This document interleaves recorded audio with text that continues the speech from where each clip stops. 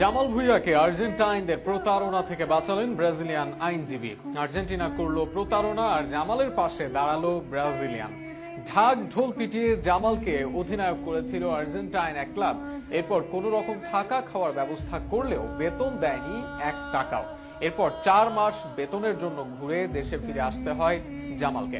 তবে পুরো বেতনই উসুল করে দিচ্ছেন এক ব্রাজিলিয়ান বিচারক।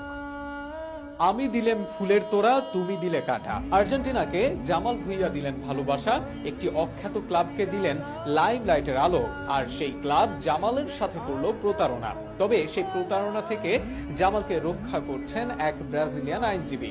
ব্রাজিলিয়ান আন্দ্রে দোস সান্তোস ফিফার একজন আইনজীবী বা বিচারক। তিনি সোল দা মায়োকে সব মিলিয়ে $1,62,980 জামালের ব্যাংক অ্যাকাউন্টে দেওয়ার নির্দেশ দিয়েছেন, যা বাংলাদেশি টাকায় 1,90,00,000